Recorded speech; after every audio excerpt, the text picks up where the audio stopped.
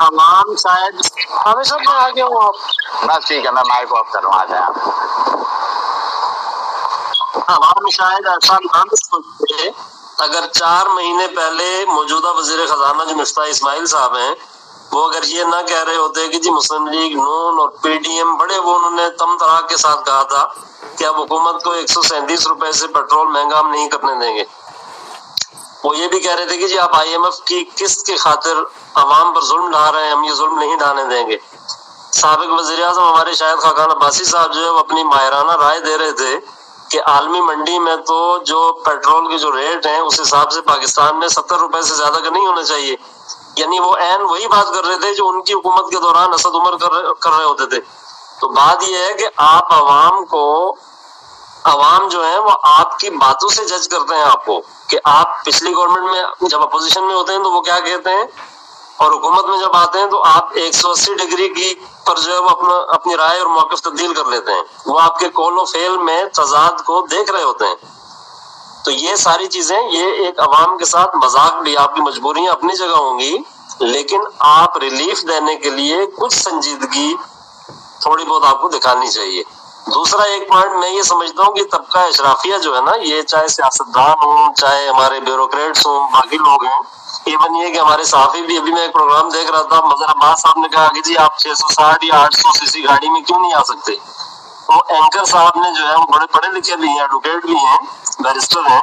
تو انہوں نے باقی جو مہمان تھے ان سے بڑے مذائقہ خیز انداز میں یہ پوچھنا شروع کیا کہ جی اب آپ کر رہے ہیں کب آپ 660 سی سی کی گاڑی میں. تو وہ جو یہ بات کر رہا تھا بیچارہ صحافی یا تجزیہ کار، وہ خود شرمندہ ہو گیا کہ یار میں نے کوئی غلط بات کر دی، حالانکہ وہ بات صحیح تھی. آپ دنیا میں کہیں بھی دیکھیں، پبلک میں اور حکمرانوں میں، ان کے رہن سہن میں، ان کے طور طریقوں میں کوئی زیادہ فرق نہیں ہوتا. لیکن یہاں ایک کلاس ڈسکرمنیشن ایسی ہے، خوفناک ہے، کہ لوگ، وہ جو طبقہ ہے وہ عوام کو کیڑے مکوڑے سے زیادہ اہمیت نہیں دیتا. سوری ٹو سے. جی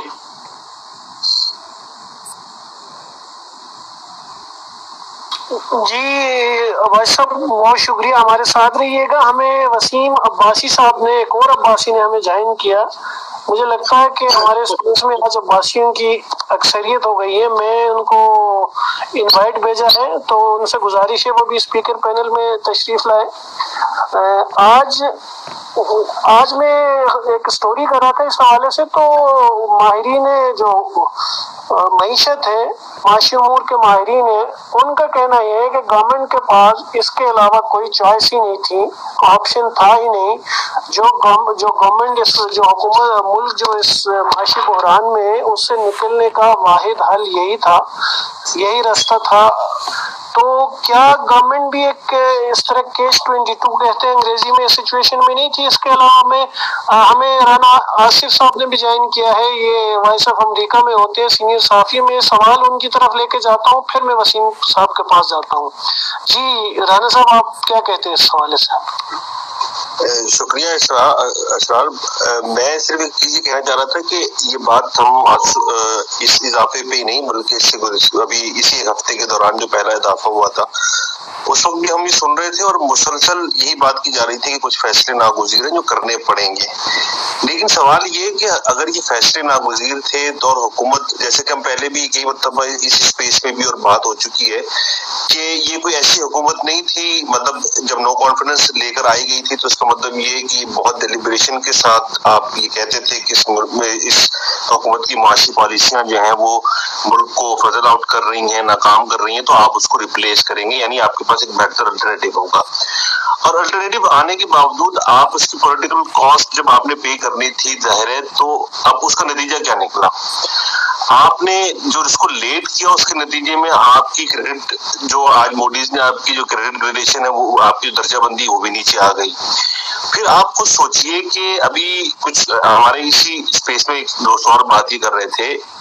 پیٹرولیم پرائسز کا جو بڑھنے کا امپیکٹ ہے وہ ہمارے ہاں کئی ملٹی فولڈ ہوتا ہے. اس کی وجہ یہ ہے کہ آپ مجھے ایک بات بتائیے کہ پچھلے ایک ہفتے کے دوران جتنے بھی آرڈرز پلیس ہوئے ہوں گے لوکل مارکیٹ کے لیے، لوکل پروڈکشن پروڈکشن کے لیے, ایکسپورٹس کے لیے ان کی کاسٹ کہاں سے کہاں چلی گئی. یعنی اگر یہ طے شدہ فیصلے ہوتے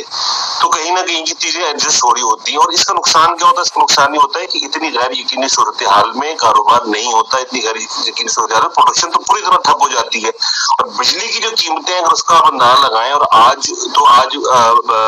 بلومبرگ میں تو ایک رپورٹ بھی شائع ہوئی کہ کراچی کے اندر تو کئی یونٹس بند ہونے کے لیے تیار بیٹھے ہیں, اور ہمیں اندازہ ہے کہ کراچی کے اندر اس وقت صورتحال کیا ہے. ایک لوڈ شیڈنگ کا مسئلہ الگ ہے اور بجلی کی قیمتوں کا مسئلہ الگ ہے. دوسری بات یہ تھی کہ جو اب سبسڈی آپ کہہ رہے ہیں کہ ہم کاٹ رہے ہیں, جو سبسڈی پلان حکومت لے کر آئی ہے, اگر آپ اس کی افیکٹیوٹی بھی دیکھ لیں تو جو انہوں نے بات کی کہ جناب وہ 786 کے اوپر جو آپ وہ بھیجیں اور اس کے نتیجے میں 2000 روپئے لیے جائیں گے, میرا خیال لگتا ہے کہ آج تک ہم نکلے ہی نہیں اس ٹیم سے, اس مائنڈ سیٹ سے جو سمجھتا ہے یہ کہ کوئی بھی ایک نئے خوشنما نام سے کوئی بھی آپ اسکیم لے کر آ جائیں گے تو وہ سبسڈی کسی نہ کسی نام پر, بے نظیر انکم سپورٹ پروگرام یا کسی نام پر آپ کو وہ سوسائٹی میں کوئی چینج لے کر آ جائے گی. یہ جو ہر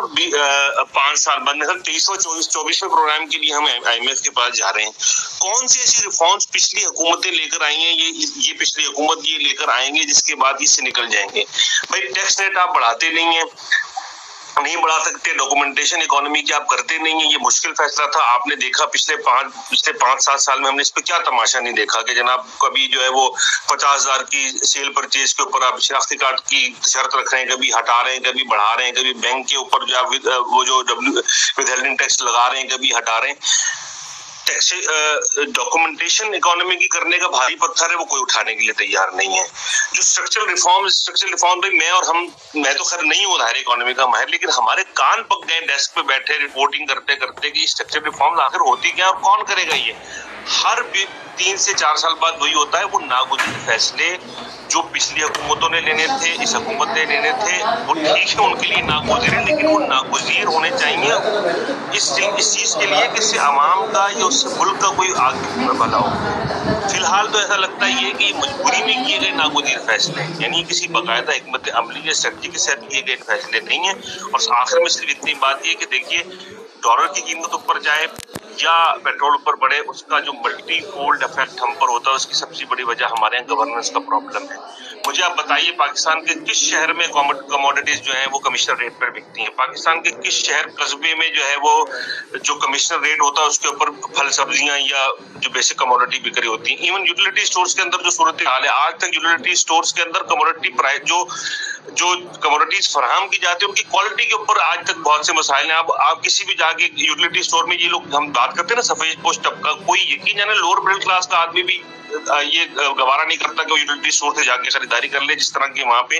کوالٹی کا حال ہے. تو ان باتوں کے ساتھ یہ سب باتیں, یعنی یہ جسے جانتے بوجھتے ہوئے سوچتے سمجھتے ہوئے حکومت میں آنے کا فیصلہ تھا, تو کوئی ہمیں کوئی چینج نظر آتا, کم سے کم کوئی جیسچر, کوئی امپریشن ایسا ہوتا ہے کہ حکومت کوئی اپنے غیر پیداواری اخراجات کم کرتی, نان پروڈکٹیو اخراجات کو کم کرتی, کوئی اعلانات کرتی, کچھ تو یعنی عوام کو یہ ریلیف تو ملتا کہ اس ناگزیریت کی تنہا قیمت وہ ادا نہیں کر رہے ہیں بلکہ اور بھی بہت سے لوگ اس کی قیمت ادا کر رہے ہیں. تو میرا خیال یہ ہے کہ یہ فیصلہ ناگزیر ضرور ہوگا, لیکن اس وقت عوام کے لیے جو ہے نا, ایک عوام کے لیے بھی کچھ چیزیں ناگزیر ہیں اور وہ ان کے لیے جو بیسک ان کی زندگی کی چیزیں وہ ان کے لیے ناگزیر ہیں. تو ان ناگزیر فیصلوں کرتے ہوئے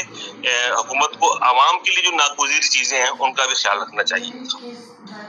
بہت شکریہ رانا صاحب, ہمارے ساتھ رہیے گا. اچھا وسیم صاحب, دیکھیں رانا آصف صاحب نے انہوں نے ان کی جو کنٹینشن تھی کسی حد تک یہ درست ہے کہ پاکستان میں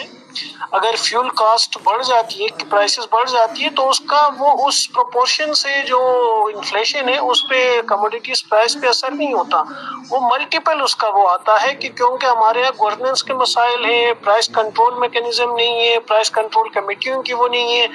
یہ بات کسی حد تک درست ہے. دوسری بات یہ ان کی کنٹینشن ہے کہ یہ جو جب آ رہے تھے تو اس وقت یہ ساری چیزیں سامنے تھیں, انٹرنیشنل آئل پرائسز بھی, اور خان صاحب نے اس کو کیپ کیا تھا,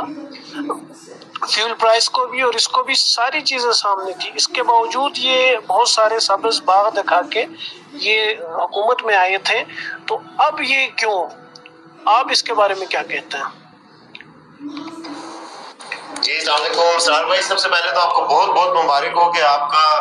اکاؤنٹ ویریفائی ہو گیا. آپ ایک مصدقہ انسان ہیں اور اس بات کی ہمیں بہت خوشی ہے اور ہمیں فخر بھی ہے کہ آپ ہمارے درمیان ہوتے ہیں. تو دوسری یار یہ ہے کہ میری تو آج برتھ ڈے تھی یار، میں اب کیا کہوں آپ کو کہ آج کیا لوگ برتھ ڈے پہ پٹاخے پھوڑتے ہیں، ان لوگوں نے بم پھوڑ دیا پیٹرول پمپ کا، تو میرے لیے تو اس سے زیادہ وہ نہیں ہو سکتا تھا کہ اب لوگ اس دن کو منحوس قرار دے رہے ہیں۔ آج نہ صرف بجلی کی پرائس بڑھی ہے بلکہ پیٹرول کی بھی بڑھی ہے، اور میرے خیال میں ظاہر ہے ناگزیر تو ہوا ہوگا، جس طرح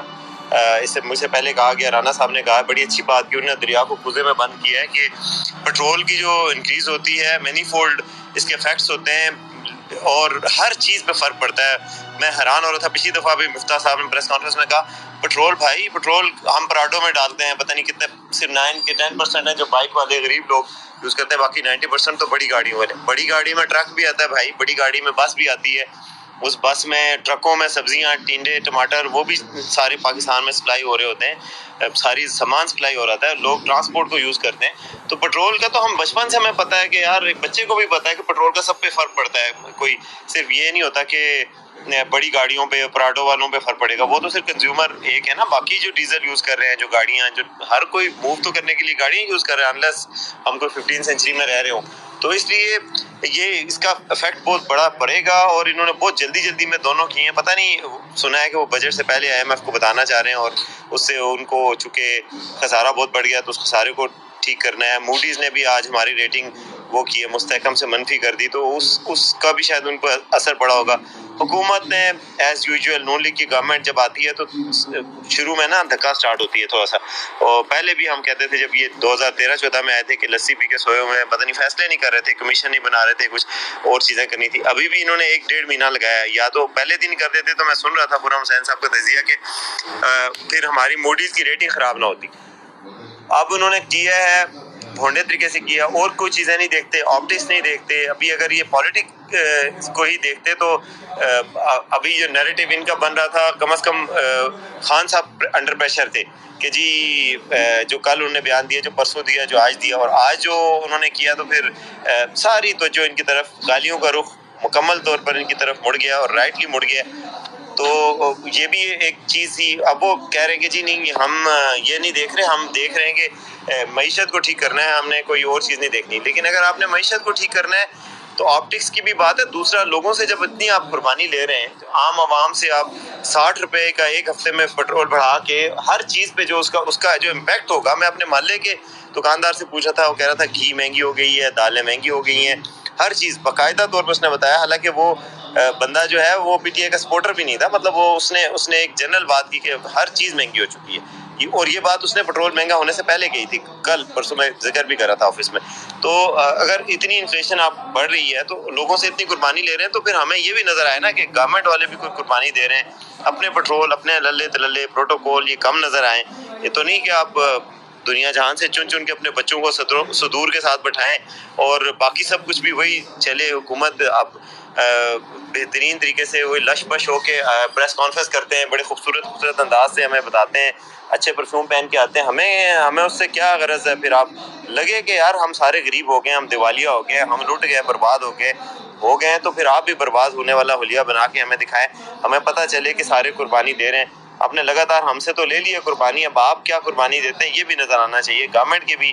اخراجات کم ہونے چاہیے۔ اب دوسری طرف جو خان صاحب نے کل بھی اسٹیٹمنٹ دی تھی، اب جو عام لوگ بات کر رہے ہیں، آپ نے ظاہر ایکسپرٹ سے بھی بات کی تھی اپنی سٹوری کے لیے، تو یہ بات تو صحیح ہے کہ ہمیں IMF کو پروگرام نہیں ملنا تھا، اور پروگرام نہ ملے تو نہ صرف ہمیں ورلڈ بینک کے اور جو انٹرنیشنل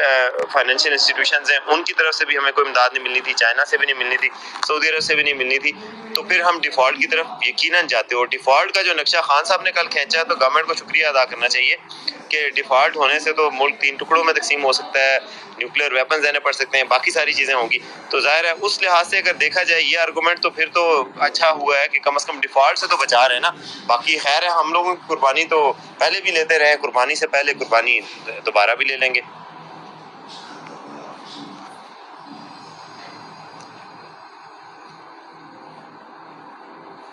جی بہت شکریہ وسیم، آپ کو سالگرہ مبارک، اور آپ کے اس کے لیے بھی بہت بہت خیر مبارک۔ تو میں ذرا اپنا فرید رزاقی صاحب نے کافی دیر سے ہاتھ اٹھایا، وہ کوئی سوال پوچھنا چاہ رہے ہیں۔ جی فرید صاحب، آپ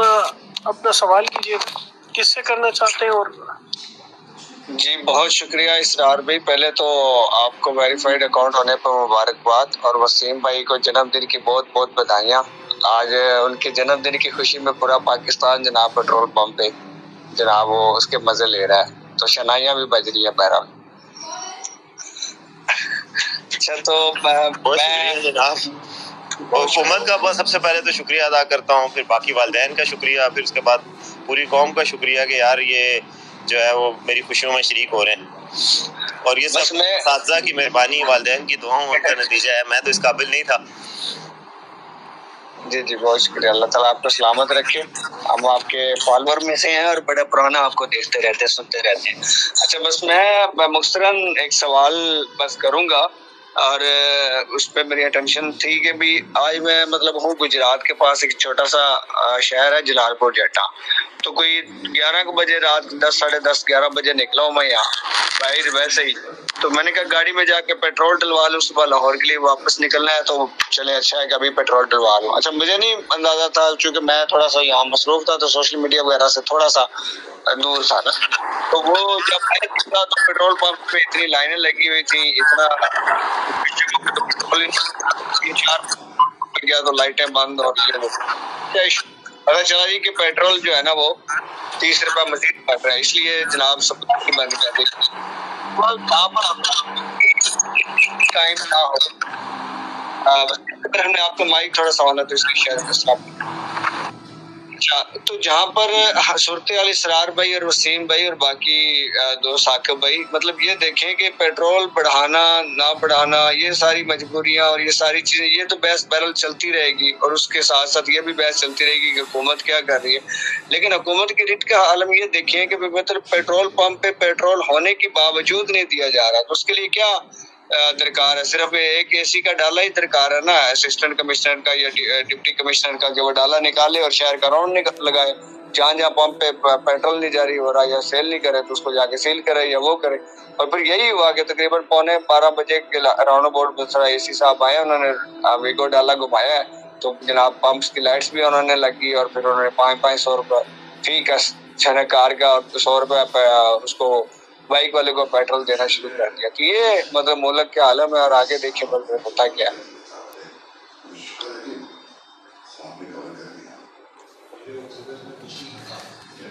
جی وسیم بھائی، یہ بیسیکلی تبصرہ تھا، آپ اور ثاقب میں سے کوئی اس کا اگر کمنٹ کرنا چاہے اس پر۔ ثاقب بھائی جواب دے دیں۔ یہ تو حال ہی میں سابق پرائم منسٹر عمران خان صاحب سے مل کے بھی آئے ہیں، تھوڑا سا اس ملاقات کا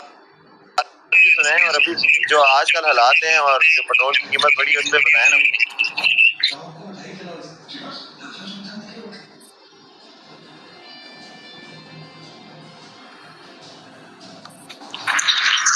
اور ثاقب بھائی یہ بھی بتائیے گا کہ آپ کو بھی وہاں پہ جا کے انہوں نے بتایا کہ رزق کا، عزت کا اور ذلت کا مالک جو ہے اللہ کی ذات ہے۔ آج میں کہ ٹویٹ پڑھ رہا تھا، کوئی بندہ کہہ رہا تھا کہ ہم لوگ لفافے نہیں ہیں، ہم لوگ جا کے ملے ہیں خان صاحب سے، تو ہم جو ہے وہ ان سے ملے ہیں، اور ہم نے نہ کوئی لفافے لیے نہ کوئی کھانے کھائے، بلکہ وہاں گئے تو ہمیں صرف انہوں نے یہ سبق سیکھ کے ہم آئے ہیں کہ عزت اور ذلت کا مالک اللہ ہے، رزق کا مالک اللہ ہے۔ تو میرے ذہن میں آ رہا تھا کہ یہ بات جاننے کے لیے آپ کو پشاور جانا پڑا ہے یار، اور ابھی جانا پڑا ہے، ہمیں تو 5 سال تک کے تھے تو پتہ لگ گیا تھا کہ عزت اور ذلت کا مالک اللہ اور رزق کا مالک بھی اللہ ہی ہے۔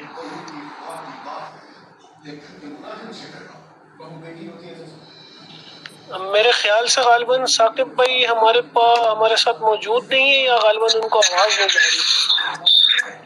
پتہ نہیں، ذہنی طور پر موجود نہیں ہے، روحانی طور پر ضرور ہمارے ساتھ موجود ہیں۔ تو باقی بھائی میں ایسی پوزیشن میں کہ مائک نہیں کھول سکتے، تو چلے، لیکن ہم ان کی شدت سے منتظر رہیں گے کہ وہ تو آتے رہتے ہیں